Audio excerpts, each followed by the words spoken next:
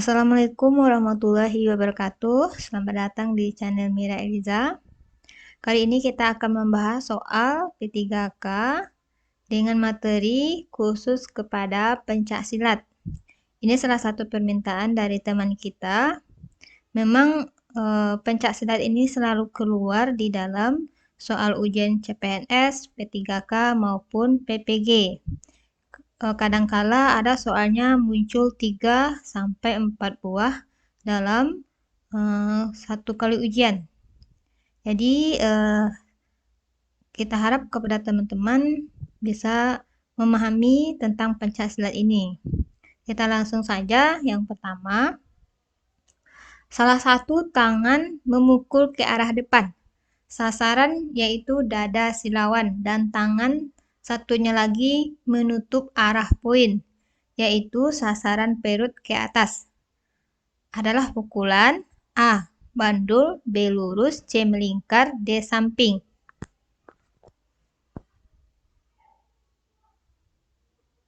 Jawaban B. Lurus. Coba kita bahas satu-satu ya teman-teman. Pukulan itu ada pukulan depan, yaitu pukulan lurus yang dilakukan lurus ke depan. Seperti yang nampak pada gambar, pukulan depan ini sama dengan pukulan lurus. Yang kedua, yaitu pukulan bandul. Pukulan yang mengenai ulu hati atau sasarannya ulu hati lawan dengan arah serangan dari bawah. Kemudian digunakan kepalan kita ke arah ulu hati lawan. Kemudian ada pukulan melingkar, yaitu pukulan yang dilakukan dengan lintasan pukulan dari arah samping luar tubuh pesilat menuju ke arah dalam tubuh pesilat. Kemudian ada pukulan samping, yaitu pukulan yang arahnya ke samping tubuh pesilat dengan menggunakan punggung tangan. Lintasan pukulan samping ini tubuh keluar arah tubuh pesilat. Sudah paham ya teman-teman? Karena ini juga sering keluar di ujian PPG. Kemarin ada itu ya teman-teman, pukulan. 2. Dalam pencaksilat berdiri tegak dan kaki rapat dengan kedua tangan mengepal berada di samping pinggang disebut A. Sikap salam, B. Sikap syukur, C. Sikap tegak, D. Sikap pasang.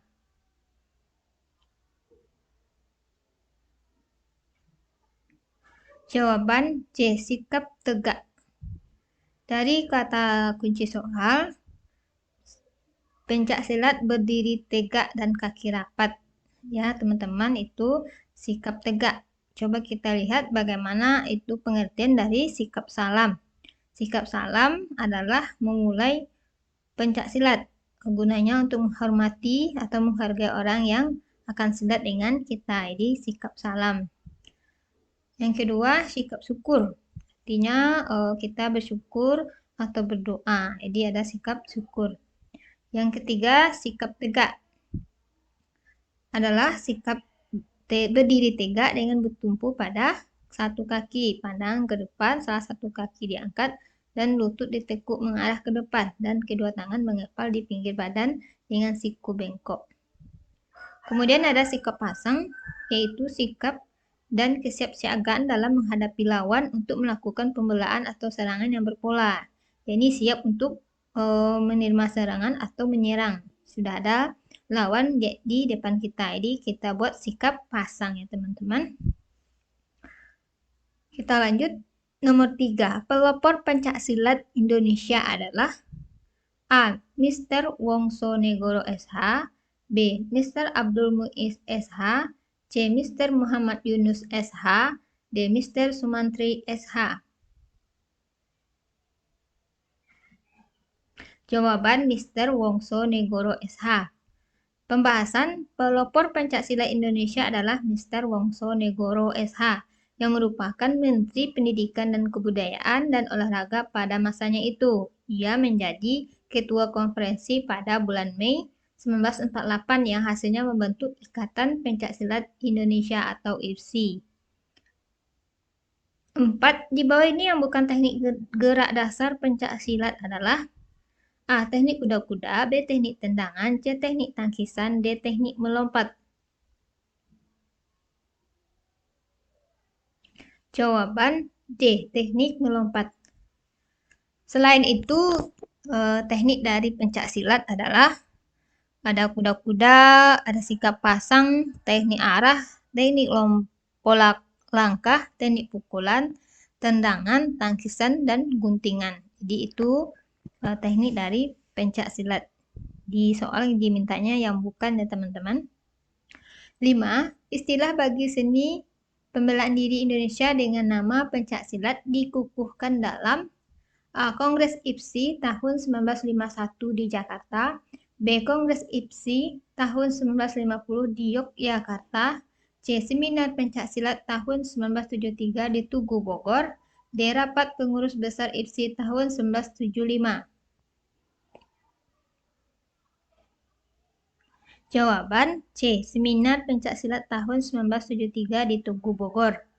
Pembahasan pencak adalah gerak seni bela diri yang digunakan untuk pertunjukan dan silat adalah gerakan yang untuk pembelaan diri. Istilah pencak silat merupakan seni bela diri bangsa Indonesia yang asalnya memang dari Indonesia.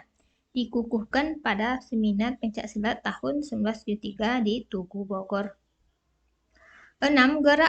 Gerakan khusus pencak silat dengan berangkat disebut harimau, B. Pasang, C. Tangkisan, D. Elakan, D. Tendangan. Jawaban harimau. Pembahasan sikap rimau ini nampak ya teman-teman, di samping atas kanan itu gambar rimau ya, seperti harimau yang sedang berdiri.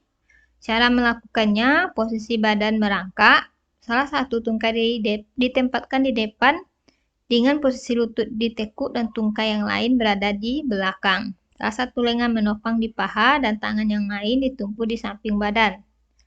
Kemudian pembahasan dari sikap pasang. Jadi ada di option tadi, sikap pasang adalah sikap siaga seorang pesilat untuk bela serang berpola yang dilakukan pada awal atau akhir rangkaian gerakan. Sikap pasang terbaginya di 3, pasang atas, pasang tengah, dan pasang bawah. Cara melakukannya, pandang lurus ke depan, kaki dibuka selebar bahu, salah satu kaki di depan, dan kedua lutut ditekuk. Hal tersebut ditunjukkan untuk mendapatkan posisi tubuh yang stabil dan kuat. 3. Berat badan terletak pada kaki belakang. 4. Posisi kedua tangan melakukan sikap pasang di depan dada. Nah ini di sebelah kanan gambarnya nampak ya teman-teman, sikap pasang. 7. Teknik tendangan dalam pencak silat yang masuk sasaran tanpa halangan mendapat nilai A1, B2, C5, D4. Jawaban A1. Untuk pembahasan, nilai 1 adalah serangan dengan tangan yang masuk pada sasaran tanpa terhalang oleh tangkisan, hindaran, atau elakan. Jadi tanpa halangan ya teman-teman. Kemudian ada nilai 1 tambah 1 tangkisan, hindaran, dan elakan yang berhasil memusnahkan serangan lawan, disusul langsung oleh serangan dengan tangan yang masuk pada sasaran. 8. Berapa ukuran gelanggang pencak silat? A. 10 meter x 12 meter, B. 10 meter x 10 meter, C. 10 meter x 11 meter, D. 12 meter x 11 meter. Jawaban B. 10 meter x 10 meter.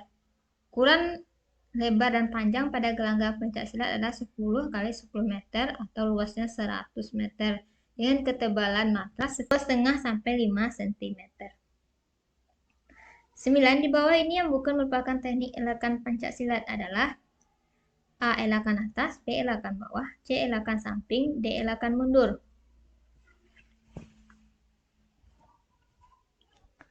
Jawaban D. Elakan mundur. 10. Apabila lawan terjatuh akibat teknik yang sah dan tidak bangun sampai wasit selesai menghitung hingga 10, disebut menang. A. Menang angka, B. Menang poin, C. Menang diskualifikasi, D. Menang mutlak.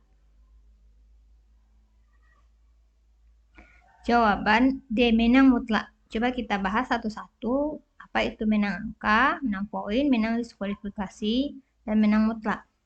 Menang angka yaitu pertandingan selesai 3 babak dan juri memenangkan salah satu pesilat dengan jumlah angka yang lebih banyak dari lawannya. Jadi lawannya banyak angka, itulah yang dinyatakan menang. Menang diskualifikasi, wasit memberi keputusan diskualifikasi kepada seorang pesilat apabila melakukan pelanggaran meski sudah mendapatkan peringatan sebanyak 3 kali. Jadi salah satu pesilat dinyatakan diskualifikasi, akhirnya pesilat yang satu lagi menang. Kemudian ada menang mutlak, artinya lawan terjatuh karena serangan yang sah dan tidak dapat bangkit segera atau nanar, maka setelah hitungan ke-10 tidak dapat berdiri tegak dengan sikap pasang. Itu menang mutlak, jadi artinya lawannya terjatuh berkat serangan yang diberikan. Kemudian ada menang WO adalah memberikan kemenangan kepada salah satu kontestan karena tidak adanya kontestan lain, mungkin karena tidak hadir atau bagaimana. Nah, karena kontestan lainnya diskualifikasi atau menyerah, bisa tidak hadir, bisa diskualifikasi atau telah menyerah. Jadi itu menang WO ya teman-teman. 11. Apabila lawan mengundurkan diri atau tidak dapat hadir dalam pertandingan, maka yang satunya mendapatkan menang. Ya, ini sudah tadi ya teman-teman. Yang tidak hadir ini disebut dengan menang WO. 12. Mengayun tangan ke ulu hati lawan dan tangan yang lain menutup celah serangan lawan di dada kita merupakan teknik pukulan. Nah, ini juga sudah tadi ya teman-teman. Yaitu pukulan B. Pukulan bandul. Pukulan bandul, pukulan yang mengenai ulu hati lawan. 14. Pada gelanggang pencaksilat di dua sudut terdapat dua warna, yakni warna A merah dan kuning, B kuning dan abu, C merah dan biru, D biru dan hijau. Jawaban merah dan biru. Ini bisa dilihat ya teman-teman di bagian gambar sebelah kanan itu ada biru dan merah, kemudian ada di sudutnya masing-masing lagi itu kuning. Gelanggang ini terdiri dari dua sudut yaitu biru dan merah, sedangkan sudut yang berwarna kuning adalah sudut netral yang digunakan para pesilat untuk beralih sebentar ketika wasit atau juri memutuskan suatu hal yang ada di gelanggang ketika pertandingan berlangsung.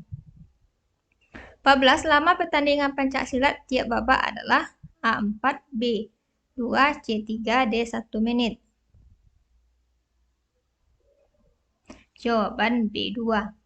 Dalam praktiknya, lama pertandingan pencaksilat sesuai dengan peraturan IFSI adalah 3 babak. Lama waktu pertandingan 1 babak dalam pencaksilat berdurasi 2 menit dengan jeda rehat antar babak selama 1 menit. 15. Apabila seorang pesilat mendapatkan teguran 1, maka nilai yang akan dikurangi sebanyak A1, B2, C3, D4. Jawaban A1.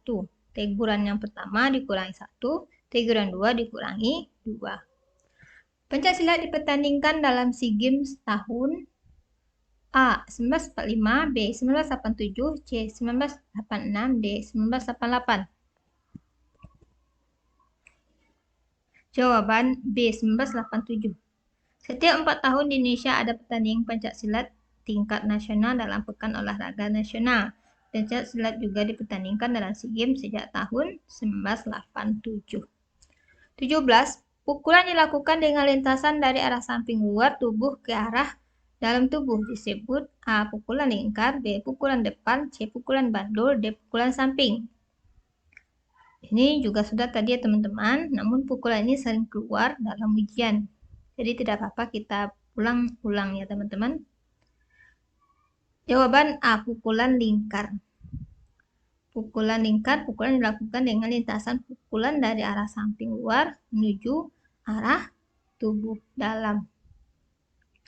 18. Salah satu teknik belaan untuk mengagalkan serangan lawan dengan tangan, kaki, dan tubuh dikenal dengan A. Serangan, B. Belaan, C. Tangkisan, D. Pukulan.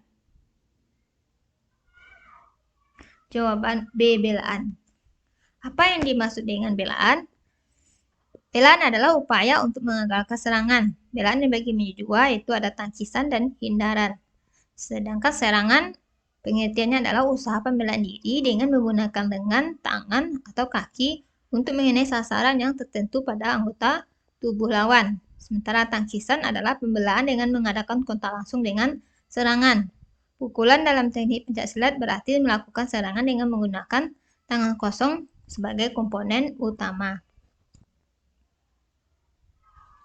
1908 pencaksilat dinamakan A. Matras, B. Gelanggang, C. Galunggung, D. Arena.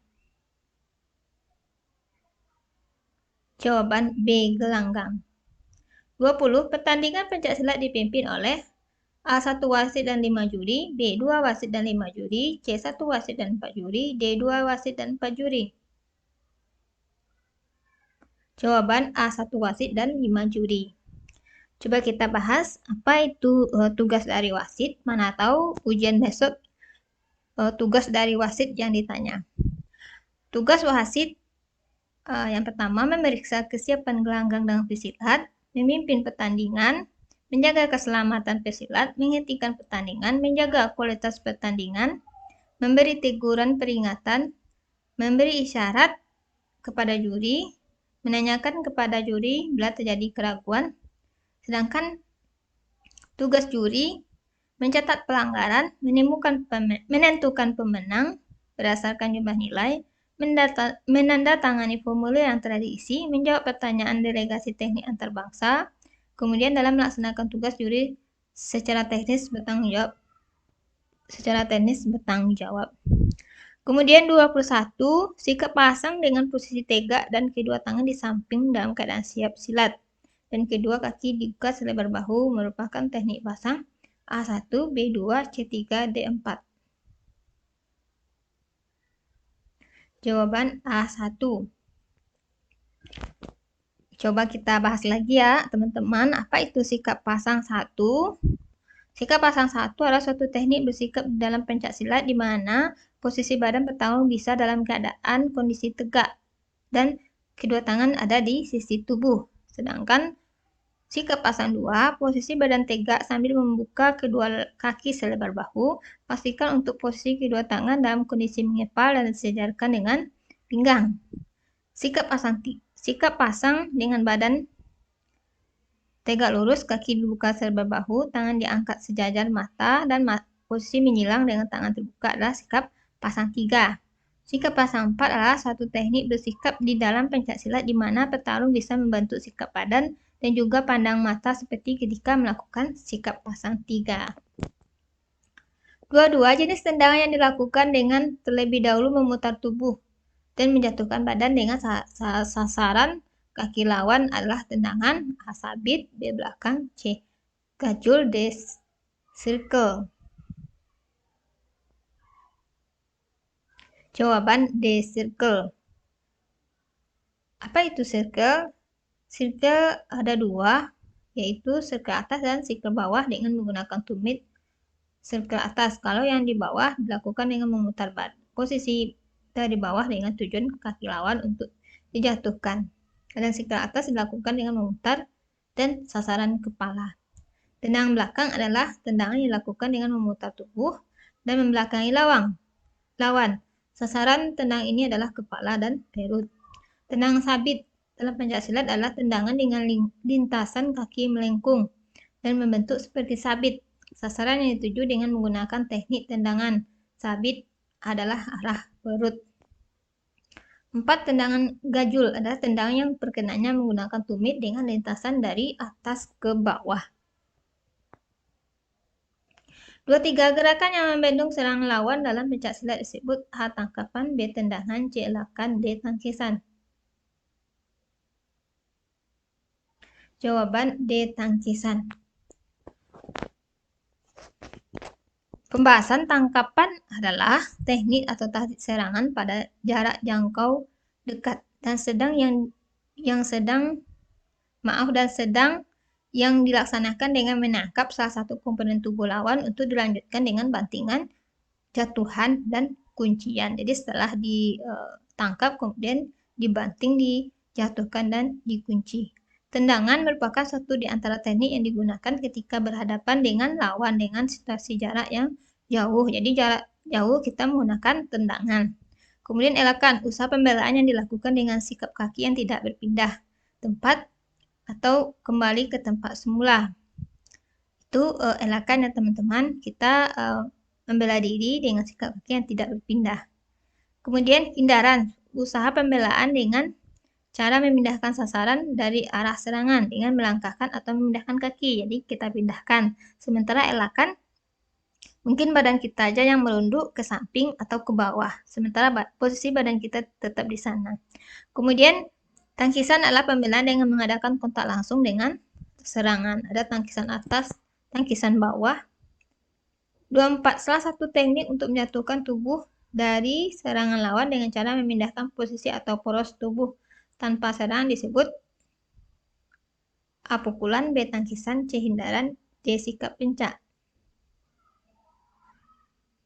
Jawaban C. Hindaran. Pukulan adalah melakukan serangan dengan menggunakan tangan kosong sebagai komponen utama. Itu hindaran tadi sudah ya teman-teman, tangkisan juga sudah kita bahas. Kemudian ada sikap dasar statis untuk melatih otot tungkai, dan sebelumnya ada gerak dinamis untuk menjadi kokoh. Jadi itu dari pengertian dari macam-macam teknik dalam pencak silat. 25. Tangkapan yang sempurna membuat lawan tidak berdaya disebut A. Elakan, B. Kuncian, C. Tangkapan, D. Lepasan. Jawaban B. Kuncian. Jadi kuncian ini adalah usaha melumpuhkan atau menguasai tubuh lawan dengan cara persendian lawan. Kalau persendiannya sudah kita kuasai, otomatis lawan tidak bisa bergerak. 26. Posisi menapak kaki untuk memperkokoh posisi tubuh disebut A. Pukulan, B. Kuda-kuda, C. Elakan, D. Tinju. Jawaban B. Kuda-kuda. Jadi dengan kuda-kuda sebagai dasar tumpuan melakukan sikap dan gerakan bela atau serang. Pada dasarnya sikap kuda-kuda berfungsi untuk melatih otot kaki, khususnya untuk meningkatkan keseimbangan badan pada saat melakukan tendangan atau serangan lawan. 27. Sasaran gerakan memukul lawan adalah A. Dada, B. Pinggang, C. Punggung, D. Perut. Jawaban A. Dada. Pada pencak silat, sasaran gerakan memukul lawan adalah dada. Umumnya, gerakan memukul dengan tangan dilakukan dengan cara dorong, tusuk, dan lainnya secara lurus ke depan. Demikian teman-teman untuk part khusus pada pencak silat. Mudah-mudahan teman-teman bisa memahaminya dan semuanya lulus. Amin amin ya rabbal alamin. Assalamualaikum warahmatullahi wabarakatuh.